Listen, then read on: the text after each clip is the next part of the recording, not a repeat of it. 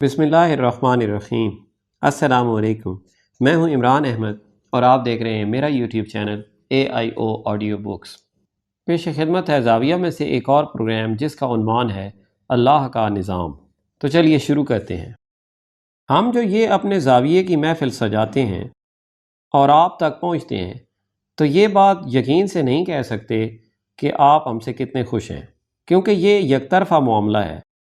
اور یہ بات میں آپ کو بتا دوں کہ ابلاغ کی دنیا میں یہ جو ہم نے نئی کھڑکی کھولی ہے، اس کے بارے میں لوگ اقتصابی طور پر، کتابی طور پر تو یقیناً بہت کچھ جانتے ہیں، لیکن بہت کم لوگوں کا یہ حال رہا ہے کہ انہوں نے بابوں کے ساتھ بلا واسطہ طور پر رابطہ قائم کیا اور ان سے کچھ پوچھا اور علم حاصل کیا۔ ولایت کے لوگوں نے ایسے کام کیے ہیں، لیکن ہماری سطح پر ایسا نہیں ہوا۔ لیکن ایک دردناک بات بھی اس کے درمیان یہ ہے کہ ہم جو ان کے پاس جاتے رہے تو ہم بھی پورے طور ان کی خوشنودی کا باعث نہیں بن سکے، کیونکہ میں اکثر اپنے بابا سے لڑ پڑتا تھا۔ کچھ معاملات ایسے آ جاتے تھے کہ وہ میری دنیا داری کی راہ میں حائل ہوتے تھے، اور یوں بھی ہوا کہ 10 مہینوں تک میں کبھی ان کی خدمت میں حاضر نہیں ہوا یا ان سے جا کر کچھ پوچھا نہیں۔ بڑے مسائل ہوتے تھے۔ پھر بات یہ تھی کہ ان کی سوچ کا انداز، ان کی زندگی بسر کرنے کا رویہ ہماری سوچ سے اور ہمارے چلن سے بالکل مختلف ہوتا تھا، اور ان کے اوپر قابو پانا بڑا مشکل کام تھا۔ ایک مرتبہ جیسے ہم شاکی لوگ اکثر شکایت کرتے ہیں، وہاں ڈیرے پر بیٹھ کر یہ شکایت کر رہے تھے کہ دیکھیں اللہ کا نظام کس قدر تکلیف دہ ہے کہ ایک آدمی بڑے اعلیٰ درجے کی کار پر چڑھا پھرتا ہے اور دوسرے کو پیدل چلنا بھی میسر نہیں۔ ایک لڑکی وہاں آئی تھی، 1 سال ہوا اس کی شادی ہوئی تھی، لیکن پھر اس کو طلاق ہو گئی، اس کا خاوند چھوڑ گیا۔ ایک اور بیوی تھی، اس پر آبلے پڑے ہوئے تھے، چھالے، جس کو ہم پھلوئے کہتے ہیں، بہت بڑے بڑے پھلوئے تھے، اور میں عرض کرتا تھا ان سے اس کا کچھ علاج کریں تو وہ کہتے ٹھہریں ابھی دیکھتے ہیں۔ 1 دن گزر گیا، 2 دن گزر گئے، تکلیف ہوتی تھی کہ اس کی طرف توجہ نہیں دی جا رہی، اور بہت سی ایسی چیزیں جن میں ہم ہر وقت اپنی زندگی کے ایام میں، مہینوں میں، ہفتوں میں شکایت کرتے رہتے ہیں، اور وہاں بھی چلتا تھا۔ یہ ایسا کیوں ہوتا ہے؟ اللہ ایسا کیوں کرتا ہے؟ تو اس کا خاطر خواہ جو جواب ملتا تھا وہ ان کی مسکراہٹ سے ملتا تھا، لیکن ہم چاہتے تھے کہ ہم کو خصوصی طور پر اسپیسیفیکلی یہ بتایا جائے کہ اللہ ہم پر کیسے مہربان ہوتا ہے۔ تو انہوں نے کہا کہ دیکھو، زندگی بسر کرنے کے لیے، زندگی گزارنے کے لیے جس شے کی بے حد ضرورت ہوتی ہے، جس کے بغیر زندگی کی گاڑی آگے نہیں چل سکتی، اس کا تانا بانا نہیں بن سکتا، وہ اللہ نے فری آف کاسٹ دی ہے اور سب لوگوں کو دی ہے۔ کالے، پیلے، نیلے، گورے، موٹے، دبلے، سب سے ضروری چیز ہے آکسیجن۔ اگر آکسیجن کسی وجہ سے جا کے کسی صاحب کو لانی پڑے ڈاکٹر کی دکان سے، اور ہر صاحب صبح اٹھ کر اپنے اپنے کنستر اٹھا کے گئے ہوں، 3 بچوں کے لیے بھی لانے ہیں، 2 اپنے لیے کنستر، تو بابا جو گھر ہے وہ روتا رہ جائے کہ مجھ بوڑھے کو پوچھا نہیں، میرا کنستر گھر ہی بھول گئے۔ تو جائیں اور صبح کنستر بھروا کے لائیں اور پھر لوگوں کو دیں، یا ہمارے یہاں پر ایسے پمپ لگے ہوں، پیٹرول پمپ جیسے، وہاں جا کے اپنی آکسیجن حاصل کریں، تو زندگی عذاب بن جاتی۔ لیکن اللہ نے کچھ اس کا ایسا انتظام کیا ہے کہ ہر شخص کو وہ نہ بھی چاہتا ہو تو اس کو آکسیجن ملتی رہتی ہے۔ آپ سر کے اوپر رضائی لے لیں اور بالکل اس کے اندر سر گھسیڑ کے یہ کوشش کریں تو ایک دم آپ کا ریئیکشن ہوگا کہ آپ اس کو اٹھا کے اور چھپاک سے اس دائرے میں آ جائیں گے جہاں آپ کو آکسیجن مل سکتی ہے۔ تو یہ فری آف کاسٹ چیز ہے اور قیمتی ترین چیز ہے، اس سے زیادہ تو قیمتی چیز کوئی ہے ہی نہیں۔ پھر دوسری قیمتی ترین چیز جو ہے وہ پانی ہے۔ پانی کا بھی اللہ نے ایسا انتظام کیا کہ 3/4 حصہ کرۂ ارض کا پانی کا رکھا۔ بادل آتے ہیں، بارش برستی ہے، ہر ایک کو یہ نعمت جو ہے آسانی سے، بغیر کسی کاسٹ کے، بغیر کسی پیسہ خرچ کرنے کے ملتی ہے۔ ہر آدمی اس سے فائدہ اٹھاتا ہے، اور کوئی شخص میرے خیال میں اس کرۂ ارض پر ایسا نہیں ہے جس نے یہ کبھی کہا ہو کہ میں پانی کے ذائقے سے نا آشنا ہوں، کیونکہ یہ بہت مہنگی چیز ہے اور صرف امیر آدمی پانی پی سکتا ہے، ہم تو نہیں پی سکتے۔ دور سے لانا پڑے، نزدیک سے لانا پڑے، مشکل سے لانا پڑے، لیکن پانی جو ہے وہ ہماری زندگی میں داخل ہے۔ اس طرح سے خواتین و حضرات کھانے کا سلسلہ ہے۔ روٹی جو ہے وہ بھی کوئی اتنی مہنگی نہیں ہے، وہ بھی ایک عام آدمی کو بڑی آسانی کے ساتھ مل جاتی ہے، اور واقعی یہ کوئی آدمی نہیں کہہ سکتا کہ میں نے آج تک روٹی کا ذائقہ نہیں چکھا کہ اس کی خوشبو کیسی ہوتی ہے۔ جو سارے ظلم ہیں یہ انسان نے انسان کی ذات پر کیے ہیں، دوسرے جانوروں کے خلاف۔ دوسرے جانور اپنی اسپیشیز کو کچھ نہیں کہتے، لیکن انسان ایک ایسا ہے کہ وہ نہیں چاہتا کہ اس آدمی کو جو میرا بھائی ہے، پڑوسی ہے یا رشتہ دار ہے فائدہ پہنچے، اور یہ بھی اس آسائش میں داخل ہو جائے جس آسائش میں داخل ہوں۔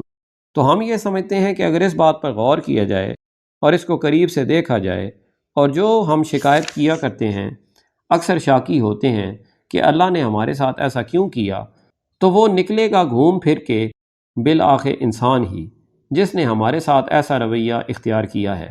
باقی رہ گئی بیماری کی بات۔ مثلا وہ جو بی بی آئی تھی وہ عجیب و غریب سی بیماری میں مبتلا تھی، اور میں ذرا شکایت میں بابا جی سے کہتا تھا کہ اس کو 3 دن ہو گئے ہیں، تو ہمیں پتہ نہیں چلا کہ آپ نے اس کا علاج کب شروع کرنا ہے۔ تو وہ کہتے تھے کہ ٹھہرو بیٹا، ذرا جب میں اس کا صاحب حال ہوں گا، مجھے سمجھ نہیں آتی کہ یہ کیا بیماری ہے، تبھی اس کا علاج کر سکوں گا۔ تو میری سمجھ میں نہیں آتا تھا کہ کسی بیماری کا صاحب حال کس طرح سے ہوا جاتا ہے۔ 4 دن کے بعد خود ان کے بازو پر ویسے ہی چھالے پڑنے شروع ہو گئے، اور تقریباً ان کا بازو بھر گیا۔ تو پھر انہوں نے کہا کہ اچھا نکالو فلاں مرہم لگا کے دیکھتے ہیں۔ اب ان کو پتہ چلا کہ تکلیف کیسی ہے، یہ درد کس نوعیت کا ہے، اور میں اس میں سے گزر رہا ہوں۔ تو پھر میں اس کو اپلائی کروں گا اپنی دوائی، تو پھر مجھے پتہ چلے گا کہ اس کے اوپر کیا گزر رہی ہے، کیا تکلیف اس کے اوپر طاری ہے۔ چنانچہ خیر اس کا علاج شروع ہوا، اور ہم خوش ہوئے کہ اس کی کیفیت جو تھی وہ ٹھیک ہونا شروع ہو گئی۔ لیکن اس سے ہماری شکایت جو تھی اس کے جذبے میں تو کمی ہو گئی، لیکن شکایت کی نوعیت اور اس کی والیوم کم نہیں ہوئی، اور ایسی ایسی باتیں کیں کیونکہ ہم پڑھے لکھے لوگ تھے، اور اس زمانے میں نیٹشے کا فکرہ زبان زدِ عام تھا کہ گاڈ از جیٹ، نیٹشے نے کہا ہے، تو ہم بھی ایسی باتیں کرتے تھے کہ religion is the opium of people. ہم اس کا ترجمہ کر کے انہیں بتاتے تھے۔ انہوں نے کبھی اس بات کا برا تو نہیں مانا، لیکن ایک تکلیف دہ بات ضرور کی جس سے ہم ناراض ہوئے ان سے، اور وہ رشتہ کٹا۔ اور مجھے اب افسوس ہوتا ہے کہ اتنا 10 ماہ کا گیپ کیوں آیا ہے۔ کئی دفعہ آیا۔ انہوں نے یہ کہا کہ جو لوگ غربت کی اور اسرت کی زندگی بسر کرتے ہیں اور آپ کے گروہ انسانی کے درمیان رہتے ہیں، اور آپ تو جانتے ہیں ان کی بہت ساری ذمہ داری آپ پر عائد ہوتی ہے۔ مجھ سے پوچھا کہ آپ کے کوئی غریب رشتہ دار ہیں؟ میں نے کہا ہاں جی ہیں۔ کہنے لگے کہاں ہیں؟ میں نے کہا جی وہ لاہور میں ایک علاقہ ہے، اس کو ہم مصری شاہ کہتے ہیں، اور وہ دو موریا پل عبور کر کے وہاں جایا جاتا ہے۔ ہم چونکہ صاحب حیثیت لوگ ہیں، ہم تو کبھی ان سے ملے ہی نہیں۔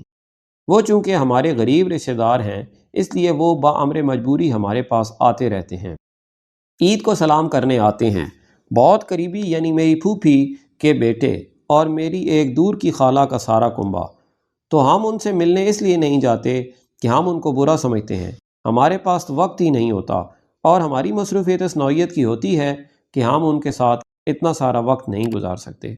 تو کہنے لگے کہ دیکھیں بات یہ ہے کہ آپ کو جتنی تنخواہ ملتی ہے وہ ساری کی ساری آپ کی نہیں، چونکہ آپ کے غریب رشتہ دار یا آپ کے غریب ساتھی یا آپ کے مفلوق الحال ساتھی ہمسائے اتنے لائق نہیں ہیں جتنے آپ ہیں۔ اس لیے آپ پر یہ ذمہ داری عائد ہوتی ہے کہ آپ ذہین آدمی ہیں، آپ دانشور ہیں، آپ نامی گرامی آدمی ہیں، آپ اشفاق صاحب ہیں، اور اللہ کو یہ بھی پتہ ہے کہ آپ ان کے مقابلے میں زیادہ لائق اور سمجھدار ہیں۔ اس لیے ان کو کم عقل سمجھتے ہوئے ان کے حصے کے پیسے آپ کو پہنچا دیے جاتے ہیں، چونکہ وہ بیچارے نہیں جانتے کہ کس طرح کیا کرنا ہے۔ تو آپ کی کتنی تنخواہ ہے؟ میری اس وقت تنخواہ 9,000 روپے تھی۔ تو انہوں نے کہا بالکل ٹھیک ہے، 7,000 تو آپ کے، 2,000 اللہ میاں ہر مہینے آپ کو مزید دے دیتا ہے کہ آپ عقل مند آدمی ہیں، لائق ہیں، ایماندار ہیں، آنیسٹ ہیں اور سمجھدار ہیں، اور آپ کے وہ عزیز و اقارب جو 2 موریا پل کے اس طرف رہتے ہیں وہ اتنے لائق نہیں۔ تو ان کے پیسے یہ 2,000 آپ کو دے دیے گئے، تو مہربانی فرما کر یہ آپ ان کو دے آیا کریں۔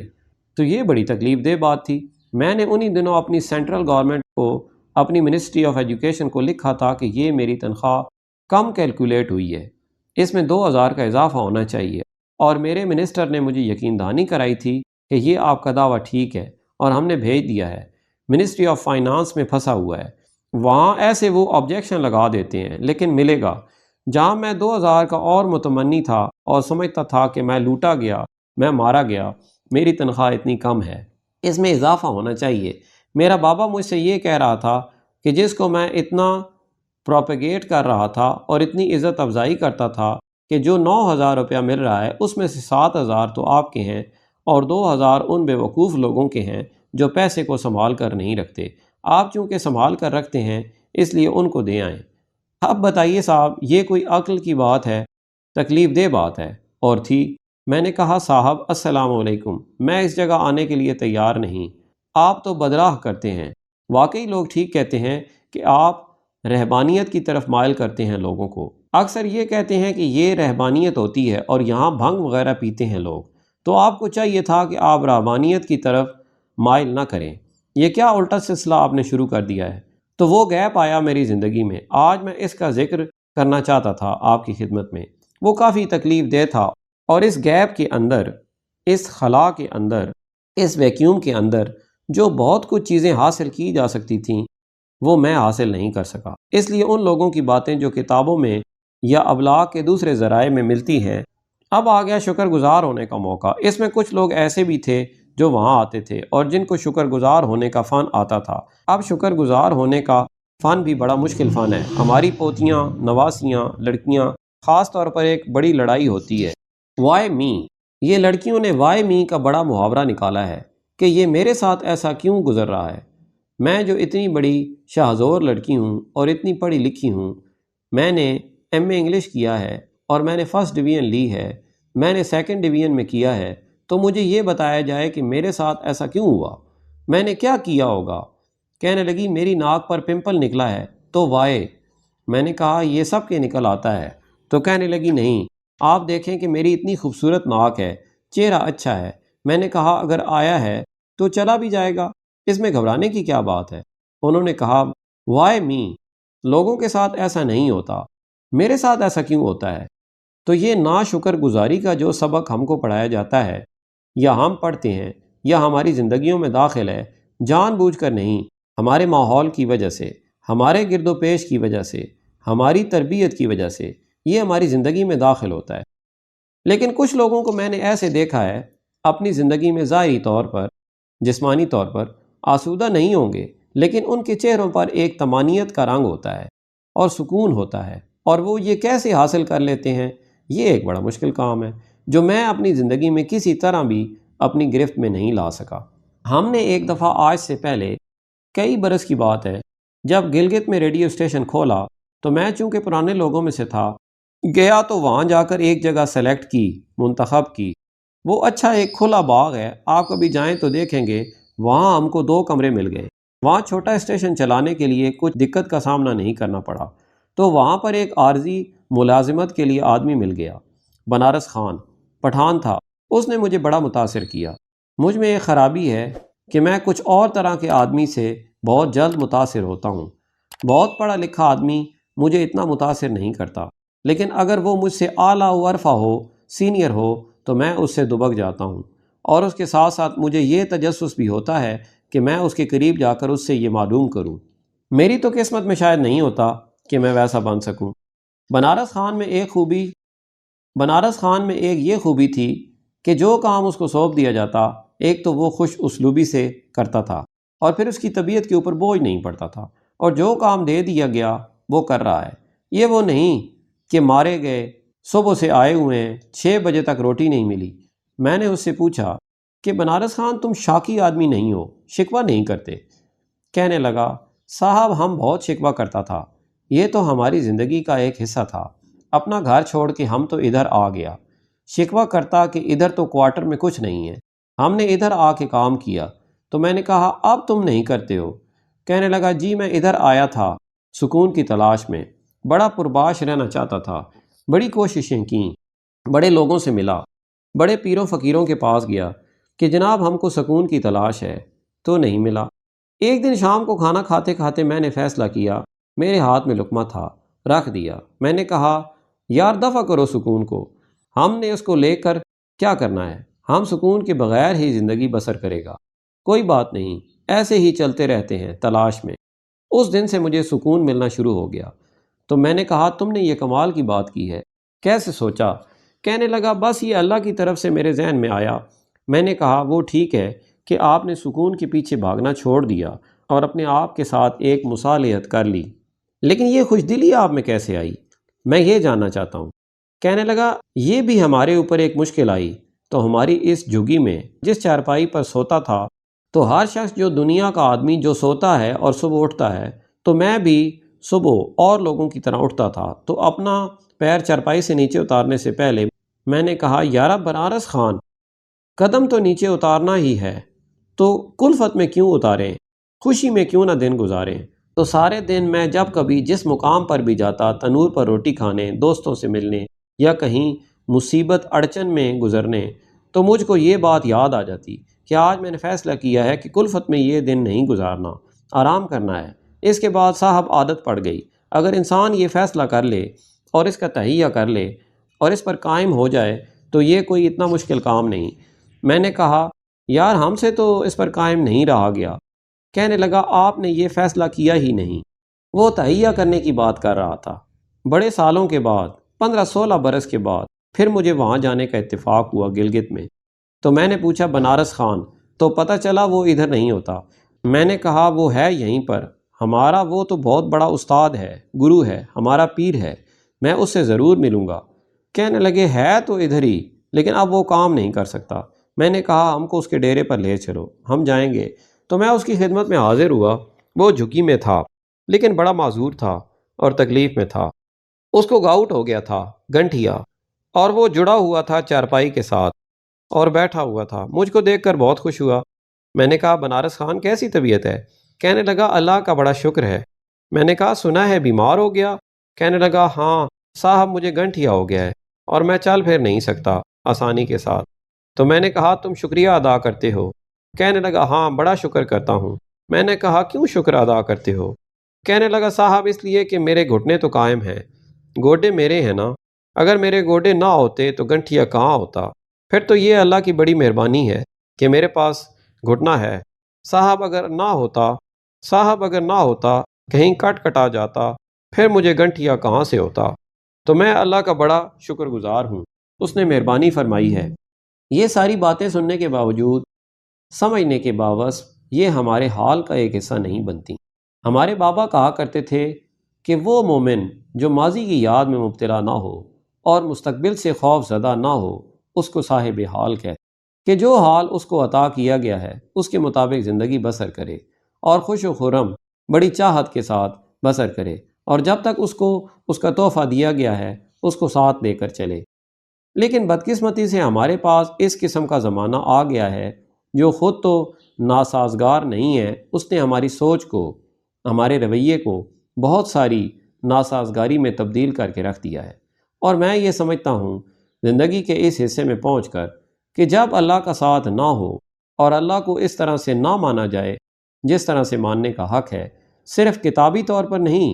مثلا میری خرابی یہ ہے کہ میں بڑا اس کا ایمانداری سے اعتراف کرتا ہوں اور بڑا مجھے دکھ بھی ہے کہ میں اللہ کو مانتا ہوں لیکن کتابی طور پر۔ میری ماں کہتی تھی کہ نماز پڑھو، لیکن میں نے کبھی یہ ارادہ یا تہیہ نہیں کیا کہ میں اس کے ساتھ ایک رابطے باہمی قائم کروں گا۔ ہمارے بابا کہتے ہیں لفظ خدا خدا نہیں ہے، خدا تو اور ہے نا جو لکھا ہوا ہوتا ہے یا جو ہم گانا گاتے ہیں، ٹی وی پر خدا کا نام لیتے ہیں، وہ ایک اور چیز ہوتی ہے، اور اس کا تجربہ ہونا، اس کو زندگی کے اندر سے گزارنے کا لطف کچھ اور ہی ہے۔ اور میں یہ بات آپ کو اس لیے گارنٹی سے کہہ سکتا ہوں کہ میں آپ لوگوں سے بہت پریولیجڈ ہوں، میں ایک اونچے مقام پر ہوں کہ میں ایسے بندے سے ملا ہوں اور میں ان کا تجربہ اور مشاہدہ اور مطالعہ رہا ہوں، اور وہ بہت بڑے لوگ ہیں۔ یہ وہی لوگ ہوتے ہیں جن کی جھگی میں بادشاہ جوتے اتار کر جانے کو سعادت تصور کرتے ہیں۔ یعنی کیا کمال ہوتا ہے! کچھ یہ تو نہیں ہوتا کہ ان کے پاس پیسے ہوتے ہیں یا دولت ہوتی ہے یا توپ خانہ ہوتا ہے، کسی قسم کی کوئی چیز نہیں ہوتی، کچھ اور ہی چیز ہوتی ہے۔ مشہور واقعہ ہے کہ دیو جانس کلبی سے سکندر اعظم ملا، اور میں شاید پہلے بھی عرض کر چکا ہوں کہ ساحل کے اوپر گرم گرم کلکتی ریت میں کلبازیاں لگا رہا تھا۔ تو سکندر نے جا کر کہا اے آقا میں تیری کوئی خدمت کرنا چاہتا ہوں۔ اس نے کہا تم میری خدمت کیا کرو گے؟ دھوپ چھوڑ کے کھڑے ہو جاؤ، دھوپ آ رہی تھی۔ وہ ایک طرف ہو کے کھڑا ہو گیا۔ اس نے کہا سائیں تو وقت کا بڑا فلسفی ہے اور بہت عظیم انسان ہے۔